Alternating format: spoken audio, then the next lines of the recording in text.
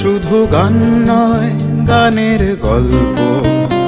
সে ডানা মেলে উড়ে যায় অল্প অল্প একদিন, প্রতিদিন একদিন প্রতিদিন।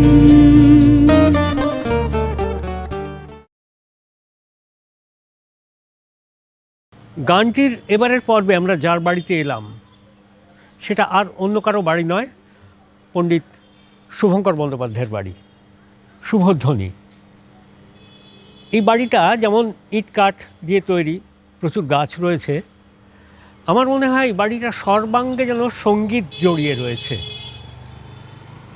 আমরা এবার ভেতরে যাব, তারপর শুরু হবে আমাদের আলাপচারিতা।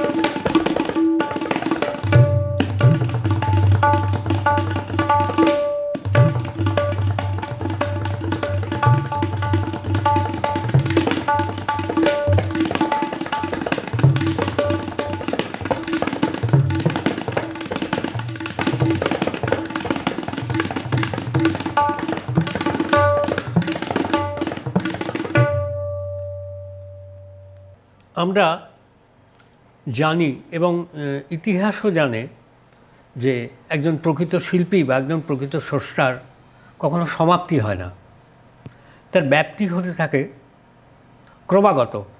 যত দিন যায় তার ব্যাপ্তি যেন আরও বাড়তে থাকে। এক্ষুনি ওর বাজনাটা শুনতে শুনতে মনে হচ্ছিল এই রেওয়াজটা এই ঘরে একইভাবে চলতো, আজও চলছে, চলবেও। শুধু হাত বদল হয়েছে, পূর্বসূরির হাত থেকে উত্তরসূরির হাতে এসেছে। আর উত্তরসূরি যথার্থ যোগ্যতার সঙ্গে সেইটা বহন করে চলেছে। আমি বোধহয় খুব ভুল বলিনি আর্চিক। আর্চিক এমনিতে ভীষণ লাজুক, কিন্তু ওর সমস্ত সাবলীলতা প্রকাশ পায় ওর বাজনার সময়। সেটা বোধহয় ওর বয়সকে, অভিজ্ঞতাকে ছাপিয়ে যায়। আমরা একটু মাইনার কোয়েশ্চেনে আসি। এটা একদম কোয়েশ্চেন, তারপর একটা গল্প।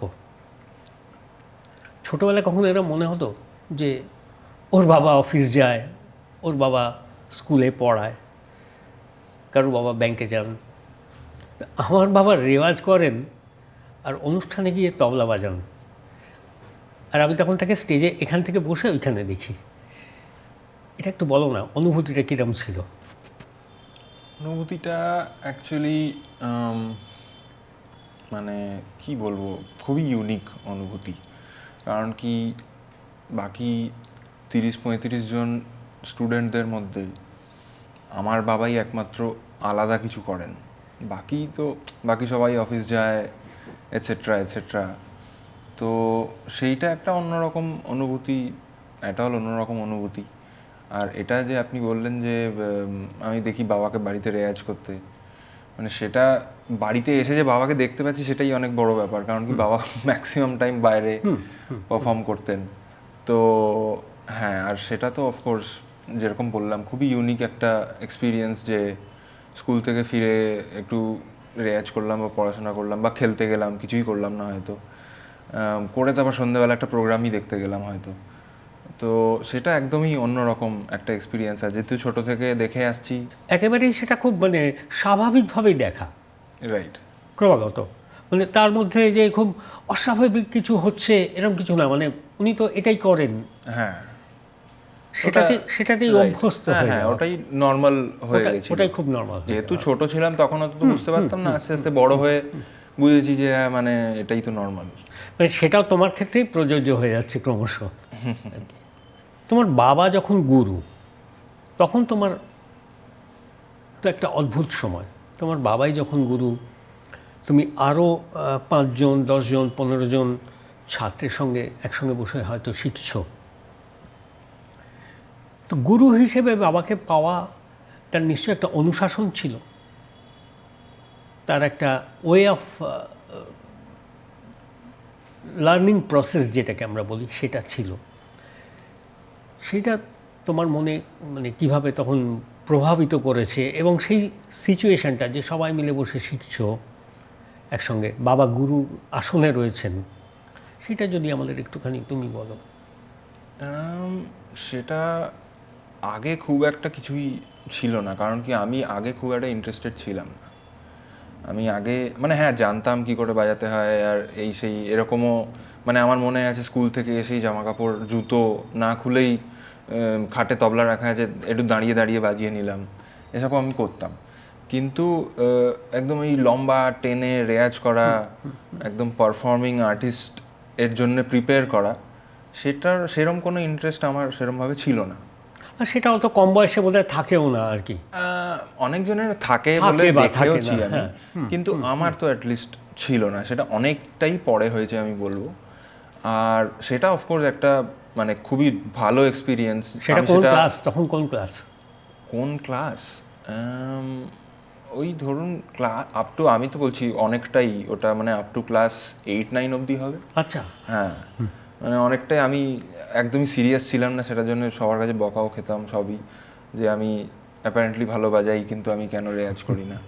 কিন্তু যাই হোক, তো আর সেটা অফকোর্স একটা দারুণ এক্সপিরিয়েন্স ছিল। সেটা পরে বুঝতে পেরেছি যে নিজের বাবাই নিজের গুরু, যেখানে বাবা এত স্টুডেন্টকে শেখাচ্ছে, রোজ রোজ এত স্টুডেন্ট আসছে, অত কিছু সিস্টেম্যাটিকভাবে ক্লাসও হতো না, বাবা ফ্রি আছে ক্লাস হচ্ছে, সে সকালে হোক বিকেলে হোক রাত্রিরে হোক যখন হোক বাড়িতে ক্লাস হচ্ছে। তো সেটা তখন অত ইন্টারেস্ট ছিল না, তখন অত গিয়ে বসতামও না। হ্যাঁ, বাবা বলতো যে ক্লাসে এসে বসো বা কিছু, কখনোই অত স্ট্রিক্ট ছিল না যে না বসতেই হবে। তো আমার ইচ্ছা হলে বসতাম, না হলে বসতাম না, ইচ্ছা হলে বসলেও বেশিক্ষণ বসতাম না, এসে নিজের ফুটবল খেলতে শুরু করে দিতাম, এইসব হতো। সেটা অনেক পরে বুঝতে পেরেছি যে ওটা কতটা এখন কাজে দিয়েছে, বা ওটা কতটা একটা অন্যই রকম অভিজ্ঞতাই আমি বলবো, যে ওটা মানে হ্যাঁ, সবাই স্টুডেন্ট যারা দূর থেকে আসছে কিংবা কাছেও যারা থাকে তারা উইকে একবার করে আসছে, এসে ক্লাস করছে, আমি তো রোজই পাচ্ছি সেটা। হ্যাঁ, মানে সেই একটা অনুভূতি, জায়গাটা খুব অদ্ভুত, যে মানে কোনো একটা ছেলে হয়তো কৃষ্ণনগর থেকে বা খড়গপুর থেকে শিখতে আসছে আমারই বাবার কাছে, কিন্তু সে আমার বাড়িরই মানুষ আর কি, আমি যখন ইচ্ছে তাকে অ্যাক্সেস করে নিতে পারছি। রাইট রাইট, একদমই তাই, একদমই তাই। কৃষ্ণনগর খড়গপুর তো আছেই, সেগুলো তাও আরো বিভিন্ন জায়গা আছে আমরা জানি আর কি করা যায়, কিন্তু মানে বিদেশ এসব সে তো আছেই, সেটা তো আছেই আর কি। অনেকই এরকম ছাত্ররা যাদেরকে আমি খুব পার্সোনালি চিনি, তারা মানে বাবার কাছে শেখার জন্যে এসে বাড়িতে থাকতো, কিংবা আমার দিদার বাড়ি একটা দুটো গলি পরে সেখানে এসে থাকতো, বা কিংবা কারুর অন্য কোনো বন্ধুর বাড়ি যে এখানে থাকে সেরকমভাবে এসে থাকতো, সেরকম প্রচুর মানে হরদমই হতো আর কি। তোমার ছোট বয়সে ওরকম হিংসে টিংসেও হয়নি যে এরা সবসময় বাবার কাছ থেকে এত ভালো ভালো জিনিস শিখছে, বা আমি খুব একটা না, যেহেতু আমি বললাম যে আমি খুব একটা ইন্টারেস্টেড ছিলাম না, তাই জন্য ওটা কখনোই আমার সেরকম হিংসে সেরকম হয়নি। আর কিন্তু সেটা যেরকম বললাম যে এখন বুঝতে পারি সেটা কতটা ভালো হয়েছে, কারণ কি আমি ছোটবেলা থেকে যেটুকুই বসেছি, বা আরও বয়স যত বেড়েছে একটু বেশিক্ষণ বসতে মানে শিখেছি আর কি, তো সেটাতে দেখেছি যে আমার তো মানে ভালোই হয়েছে আর কি। তাতে আমি অনেক কম্পোজিশন জানি, শুনেছি, এটসেট্রা। সেটা তো কনসিয়াসলি সাবকনসিয়াসলি সমানে আসছে ওটা ভেতরে।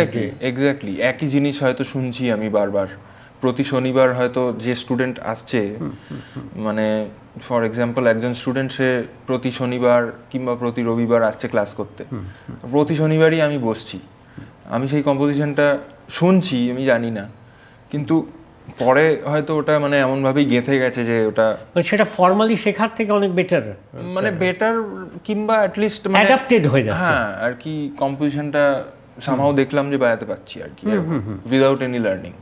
তার মানে ওটা অবচেতনে ওটা কাজ করছে, ওটা অ্যাডাপ্ট করে নিয়েছো তুমি আর কি। এরকম অনেকই হয়েছে, আমি অনেকই বলতে পারি এরকম হয়েছে। কিন্তু তুমি নিজে বুঝতে পেরেছিলে যে তোমার ভেতরের মানে মিউজিক্যালিটি আছে, সেটা আরেকটু পরে বোধহয় বুঝতে পেরেছো? হ্যাঁ, পরেই বলবো আমি, মানে ওই বয়সে হয়তো ডিস্টিংক্টলি বোঝাও খুব, মানে কেউ বলে না, মানে অনেকজন বলতো যে আমি রেয়াজ করি না কিন্তু মানে পোটেনশিয়াল আছে, করলে হবে, সেরকম একটা আসতো হাওয়ায় আর কি, মনে হতো ওরকম।